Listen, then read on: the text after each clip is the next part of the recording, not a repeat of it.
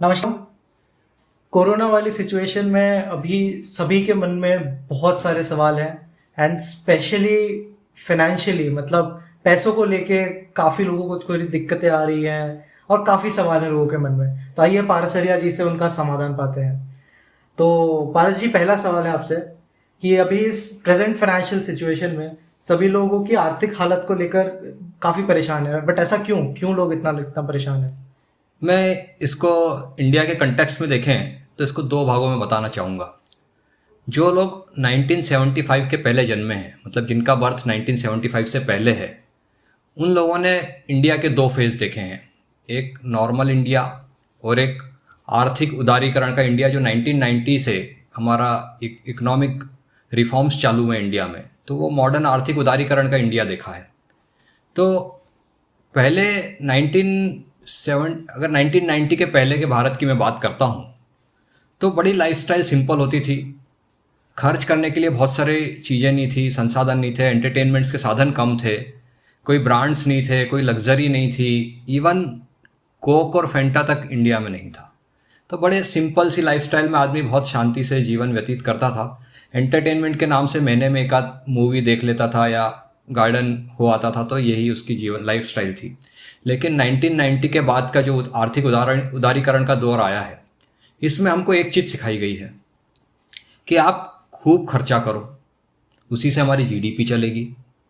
आप continuous expenditure करो, आपके पास नहीं है तो उधार ला के खर्चा कर लो।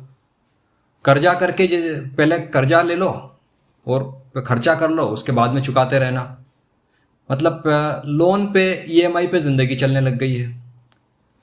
अगर हम 1990 के पहले की बात करते हैं तो लोन के नाम से सिर्फ एक ही चीज़ होती थी, बिजनेस लोन, वो भी 15-16% इंटरेस्ट पे होता था, सीसी या ओडी लिमिट। इसके अलावा लोन की कोई परिभाषा हम समझते नहीं थे।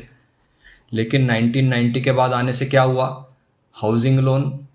हाउसिंग लोन एक तरह से अच्छा है कि हाउसिंग लोन लेके आप आपका मकान का सपना पूरा कर सकते हैं, लेकिन उसमें भी मेरा ये मत होता है कि 50% खुद का पैसा हो, 50% लोन ले तो ठीक है। लेकिन आजकल तो 10% खुद का पैसा लगाते हैं, 90% लोन पे काम चल रहा है। हाउसिंग लोन के बाद देखें तो टू व्हीलर लेना है तो लोन, फोर व्हीलर लेना है तो लोन, टीवी लेना है तो लोन, फ्रिज लेना है तो ईएमआई, मोबाइल लेना है तो ईएमआई, घूमने जाना है तो ईएमआई, गोल्ड के ऑर्नामेंट्स लेना है तो लोन ले लो, ईएमआई ले लो। तो अगर आप इस तरह से अपनी लाइफ लोन और ईएमआई भर से भरी बना लेंगे तो ऐसी कोई सिचुएशन आएगी तो परेशान होना तो लाजमी है। और इस सिचुएशन में यही एक कारण है कि जो जिसको हम मॉडर्न जीडीपी का फॉर्म बोलते हैं, कि हम जीडीपी चलाने के लिए सब कर रहे हैं, लेकिन जीडीपी तो आपका अगर देखेंगे तो देश की चल रही है, इंटरनेशनल लेवल पे चल रही है, ग्रो कर रहे हैं। लेकिन आपके मन की शांति की जीडीपी का क्या हो रहा है या मन की शांति का क्या हो रहा है, ये आप ही समझ सकते हैं। तो मुझे लगता है कि एक सेविंग नहीं करने का जो दौर है, 1990 से पहले हमको सिखाया जाता था कि आप जितना कमा रहे हैं उसमें से 30, 40, 50% आपको सेविंग करना है फॉर फ्यूचर्स, ऐसे समय के लिए। लेकिन आज कोई आदमी कमाता 15,000 है और 17,000 का महीने का खर्चे का प्लान रेडी रहता है। जो आदमी 1 लाख कमा रहा है उसके पास 1.25 लाख के खर्चे की प्लानिंग रेडी है। तो सेविंग तो है ही नहीं।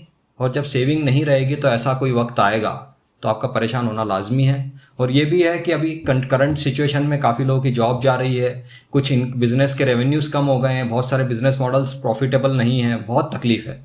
तो इसके लिए अगर जिनके पास सेविंग है या जो 1975 से पहले बर्थ लिए हुए हैं, वो थोड़ा सुकून से हैं, क्योंकि वो होल्ड करने की कैपेसिटी में है, साल 2 साल घर से खाने की कैपेसिटी में, उनकी सेविंग इस टाइम काम आने वाली है और वो सस्टेन करने वाले हैं।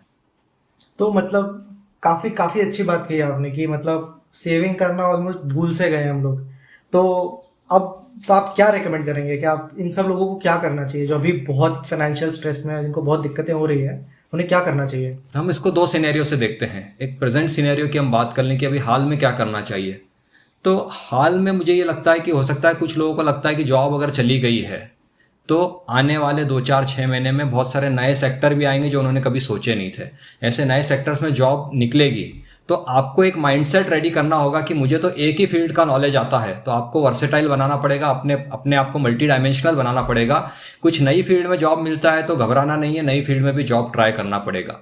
कुछ लोग बिजनेस कर रहे हैं तो बिजनेस मॉडल्स के भी कुछ वर्किंग्स चेंज होगी। जैसे हम देखते हैं कि हमारा इवेंट्स का बिजनेस था या मैरिजेस का बिजनेस था, 1000 आदमियों का काम होता था, तो मैरिज गार्डन्स, कैटरिंग, ये सब बिजनेस बड़े अच्छे से चलते थे। लेकिन अब उन लोगों को 50 आदमी 100 आदमी के हिसाब से पैकेज लाना पड़ रहा है। तो अभी फॉर द टाइम बीइंग, जब तक सिचुएशंस नॉर्मल नहीं होती है, मॉडल्स, बिजनेस मॉडल्स चेंज होंगे, उनका टाइप चेंज होगा। कुछ बिजनेस परमानेंटली चेंज हो सकते हैं। इसेंशियल आइटम के बिजनेस तो ठीक चल रहे हैं, लेकिन लग्जरी आइटम्स वालों को टाइम लगेगा। तो इस समय बिजनेस वालों को जरूरत है कि आप या तो डाइवर्सिफाई करें, या करंट बिजनेस को नए फॉर्म में कैसे पहुंच सकते हैं, ऑनलाइन बिजनेस कैसे बढ़ा सकते हैं, या क्या नया कर सकते हैं जिससे अभी फायदा हो, और एटलीस्ट अभी फायदा नहीं हो तो नियर फ्यूचर में जैसे सिचुएशंस नॉर्मल होती है तो आपका बिजनेस वापस कैसे टेक ऑफ करेगा। तो अभी एक्स्ट्रा टाइम है, सब मिल बैठ के प्लानिंग करें और देखें कि हम आगे जब सिचुएशंस नॉर्मल होती है तो फास्ट टेक ऑफ कैसे करें, या पुराना अभी साल 6 महीने का जो लॉस हुआ है उसको कैसे मेकअप करके वापस हम नॉर्मल सिचुएशन पे आने लगे।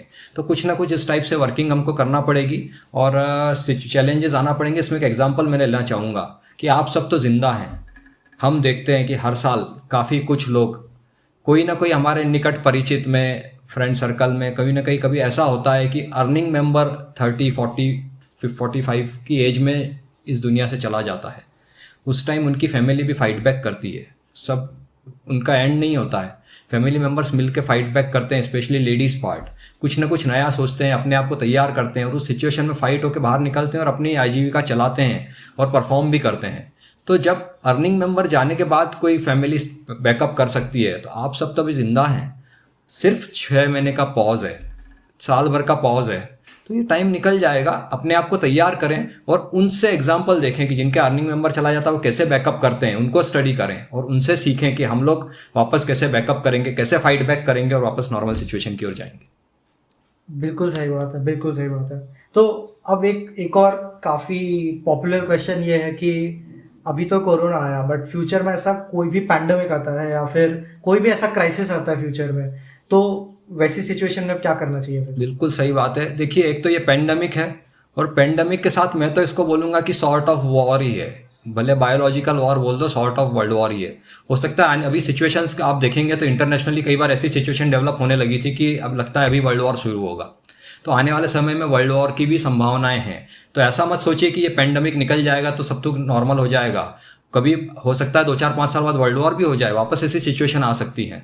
तो हमें इस सिचुएशन से ये सीख लेना होगी, पहली चीज, कि अगर आपकी जो भी अर्निंग्स हैं, अभी आपने इस लॉकडाउन में ये सीख लिया है कि छोटे से में आपका काम चल सकता है, बेसिक रिक्वायरमेंट्स में आपकी लाइफस्टाइल चल रही है, तो आपको ये देखना है कि आने वाले समय में हो सकता है कि अभी आपके इनकम ऊपर आने में टाइम लगे, सैलरीज रिवाइव होने में टाइम लगे। तो अगर आप 6 महीने साल भर जिस सैलरी में काम चला रहे हैं, तो जब आपकी सैलरी बढ़ भी जाएगी तो कोशिश करें इसी में काम चलाएं।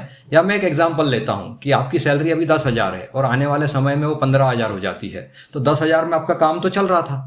तो अब आने वाले समय में अगले 5,000 को पूरा स्पेंड नहीं करना है, उसमें से 1,000-2,000 आप एक्स्ट्रा स्पेंड कर लीजिए आपकी लाइफस्टाइल पे, लग्जरी पे, लेकिन 3,000 रुपये की सेविंग करना सीखिए। तो वो 3,000 अगर आप सेविंग करेंगे तो आपको बहुत काम आएगी। और सेविंग को भी एक जगह नहीं करना है। जब आपकी छोटी अर्निंग्स हैं तो म्यूचुअल फंड्स हैं, छोटा छोटा गोल्ड है, जिसको जैसा सूट होता है इस टाइप से आप सेविंग कर सकते हैं। बैंक्स में एफडी कर सकते हैं। और आपको ऐसा लगता है कि थोड़ा अर्निंग ज़्यादा हो रहा है तो छोटी छोटी रियल स्टेट या प्रॉपर्टी में जा सकते हैं।